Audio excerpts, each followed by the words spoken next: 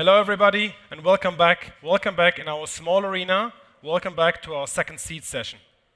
After Dan, just a couple of minutes ago, we have another great speaker with us, Marco Höglinger. Marco is a passionate funder and entrepreneur with significant experience in building innovative ventures from idea to company since 2010. Right now, he's focusing on the next generation of outdoor hospitality by bringing a new eco-friendly resort concept to life, combining the best features from hotels, mobile homes, and co-working spaces smartly and thoughtfully. With his startup AWAYO, Marco focuses on the future of travel, providing sustainability, technology, and community, helping guests to reconnect with nature and like-minded people. Marco, the stage is yours.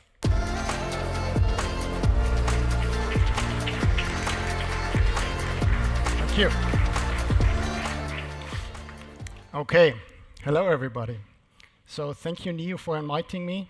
Also that you take your time and listen to my talk, to my session.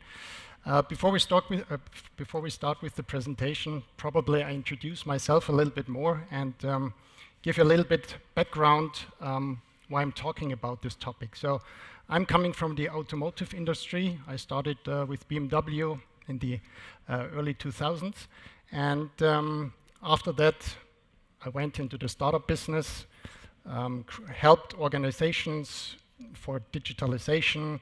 We were building marketplaces, platforms, so it was all software-based tech.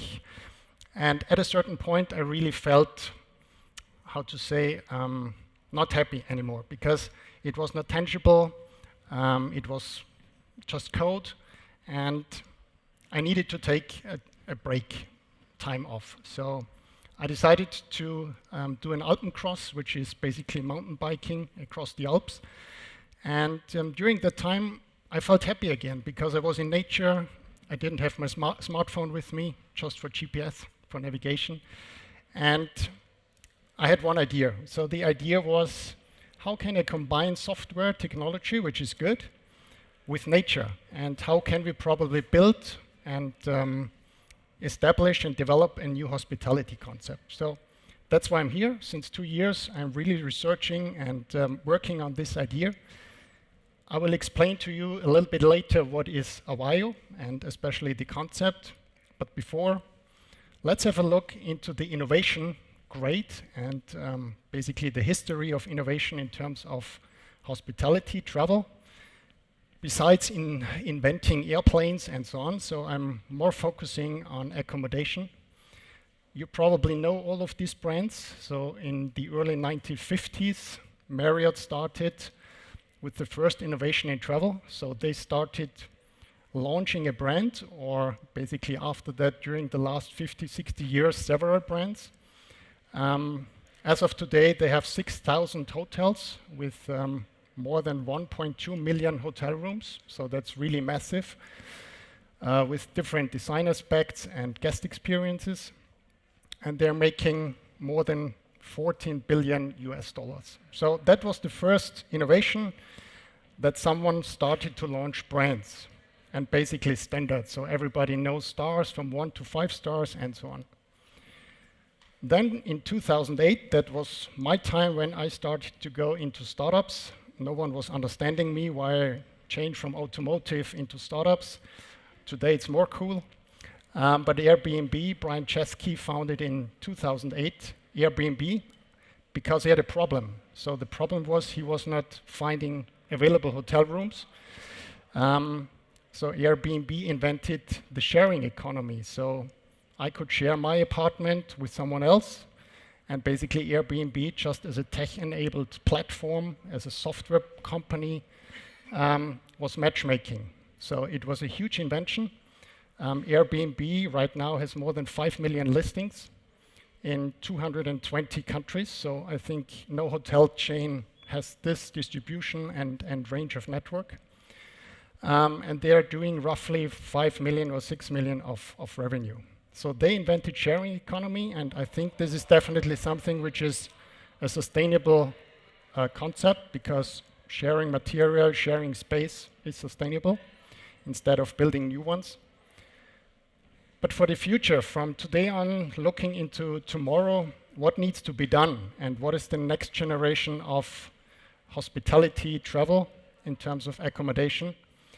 And from my point of view, and that's what I'm working on, is I think the future of hospitality needs to be green, so sustainable, and digital. So this is the business perspective.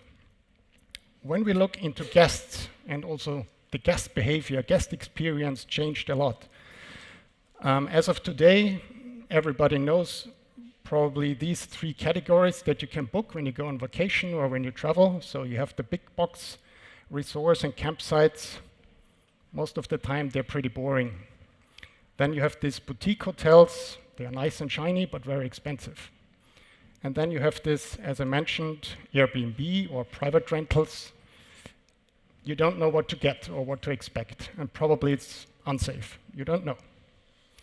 So, the trends are changing. We are changing as guests, as travelers. So what are the new trends that we are looking? So the first trend is definitely we want to connect with nature again. We want to feel nature. We want to be immersed in nature. And it's about experiences. So when you think about traveling, I don't know, do you think about the 5-star category, about your mattress, about the all-inclusive features? For me, it's just experiences. So this is, I think, the most important part where the travel industry needs to focus on. The second part is, yes, for sure, this is the sustainability aspect. But to be sustainable, it doesn't mean to be just green. It needs to be connected with people, with humans, with locals. So that's also very important, and we will look into these aspects in more detail later on. Well-being and health. It's not about a fitness center. It's not about just massages. It's about more. So it's about well-being, body, mind, soul, and the planet. Transformative travel, it's about an impact. So we want to grow. We want to support. And it needs to be digital natives friendly. So from today on and during COVID or after COVID, I think for everybody, this is one of the most important aspects you want to work. So let's look into the nature-based concept. And what do I mean by this? So sure, not every hotel can look like this, but if we want to look into alternative lodging concepts, then we can look into prefabricated modules like tents, cabins, caravans, tiny homes. And especially tiny homes is a very cool aspect because they are prefabricated, they are modular, flexible, they are removable, they are recyclable. So this is one concept that I'm looking into, and probably this is something how the future of travel and hospitality can look like. The second part, the sustainability part. I think we're more aware of our impact on the planet. So therefore, when we travel and when we pay, we also expect that we basically have a positive impact on the planet. So everything around construction, about energy, needs to be integrated also when you plan for a new concept like this. And there are lots of new features and tech-enabled features that you can integrate. The third part, besides tech, and that's where I started at the beginning, when you just have tech and software, you probably feel also a little bit lonely. Here, you want to reconnect with people, with locals, and therefore, I think this is one of the most important aspects. Also, COVID has helped us to understand again that we are social beings, humans, so we need interaction. We want to learn, we want to support. And when you plan something, when you design something, you can also design social gathering areas, for example. Well-being, this is about nutrition, for example. This is about the awareness of our behavior, of our daily behavior on the planet. So what you eat, where does it come from? How can I stay healthy? How can I have a positive mind? All this needs to be integrated in a holistic concept. And it's not the last part, but basically also a very important part for the remote working or the digital native part. If we travel, some guests, some travelers want to have an impact, want to grow, want to learn, and therefore, for example, wildlife conservation projects and so on are one part that need to be integrated in new travel concepts. This is self-explanatory, so you need co-working spaces, you need high-speed Wi-Fi, you need mobility sharing, so this is probably where also NIO comes into play, and you need models that guest travelers are not for short-term stay. Probably they want to co-live. They want to have kind of serviced living for 3 months, 4 months. They want to change. They have a different behavior right now. So all this basically are the trends for future travel innovations. It's easy because it's an emotional topic. So when you talk about travel, you can show nice images. I selected some best practices. Probably you know some of these. And they are more into alternative lodging. So it's not about big complexes and big hotel resorts. It's more about resource eco-lodges that fit perfectly into nature and where also the operations are sustainable. I won't go into too much details. We don't have the time for this, but just to give you an impression how this can look like. So for example, this is the Chocolate Village by the river resort in Slovenia. So this is more about tiny homes. Also operations are sustainable and it's removable. So recyclable, that's what I said before. One concept how tiny homes can be a best practice model. The second part is more without infrastructure reception. This is more just tree houses. So you stay there probably for a romantic weekend, but still you are immersed in nature. Big windows, stunning views. Probably you get some animals in the morning. This is where you can really detox. Something similar, tiny homes, but as you see, you don't need any really solid foundation. It's just point foundations, removable, out of wood, renewable, therefore also a perfect sample or example of an eco-lodge. This is a well-known hotel with infrastructure, so you have restaurant, you have wellness, you have basically everything like in a hotel, but it's in the middle of nowhere. So it's in Finland, Lapland. It's perfect for seeing the northern lights. You can probably watch some deers, and still it's similar to what you could expect in terms of service from a 5-star hotel. And this, it's AutoCamp in the USA. This was basically my basic idea or idea giver in terms of working on AWAYO, because this is more like glamping. They're pretty close to big cities, but also close to national parks. And it's a boutique-style camping resort. So it's not this old-fashioned campsites. And what they did, and this is basically their USB, and you can recognize it in an instant because they're working with Airstreams. So they started with old Airstreams, so they designed it, refurbished it. Right now they have a cooperation with Airstream, and they really have their own Airstream products. When we think about light and removable products and houses and cocoons, then we can also think of pots. So this is, for example, in Switzerland. It's just immersed in nature, very sustainable, but with all the service and amenities you would expect from a hotel. When it comes to more like safari-inspired and desert-inspired products, then we have Under Canvas, also in the USA. It's also more like glamping, but very luxurious and boutique-style glamping. When it comes to 5-star or almost 6-star service in very remote location, then we have the Aman Resort in the USA.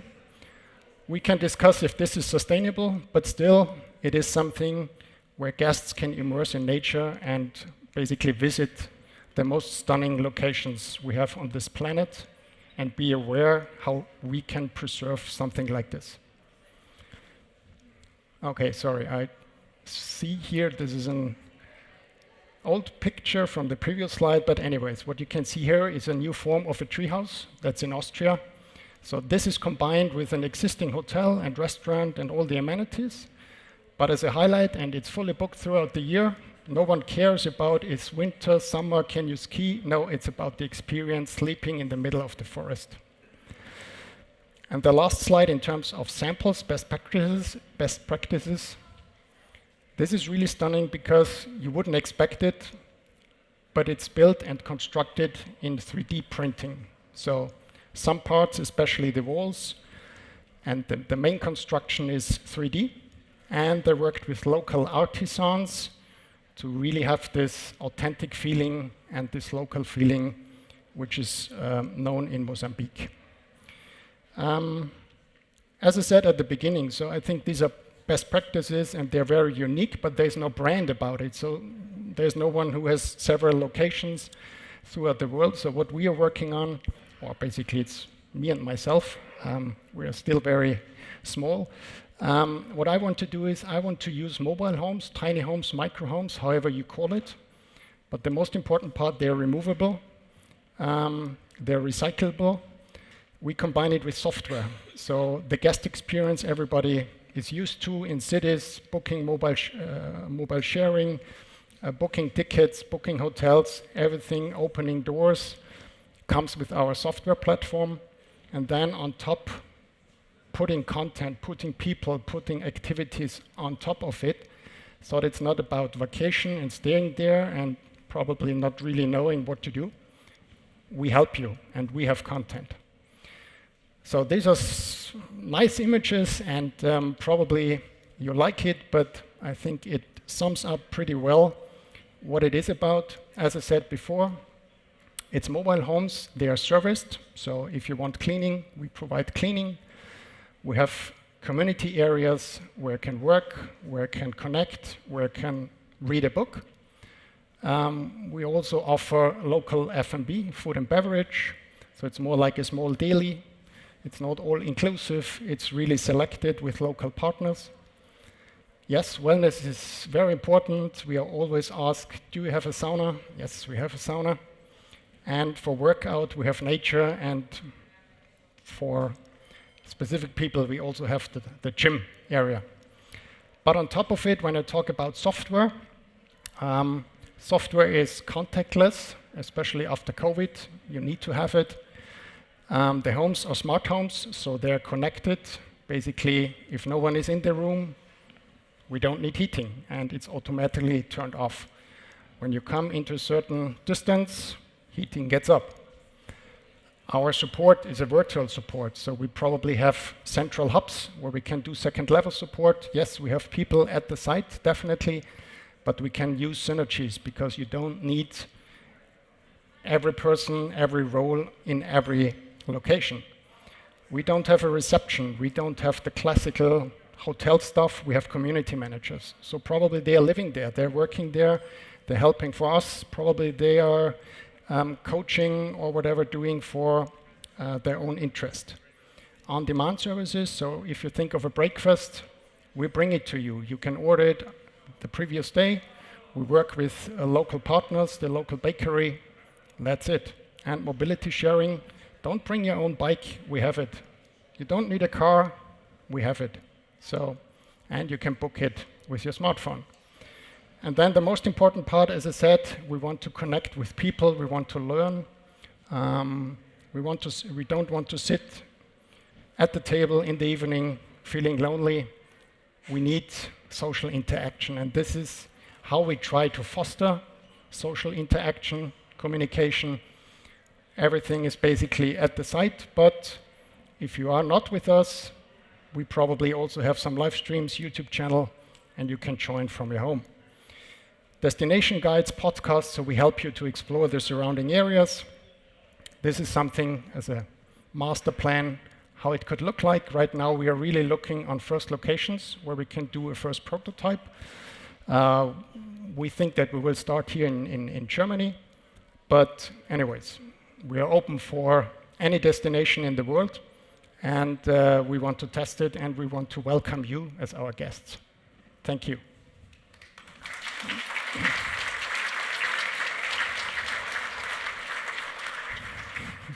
Thanks, Marco. Okay.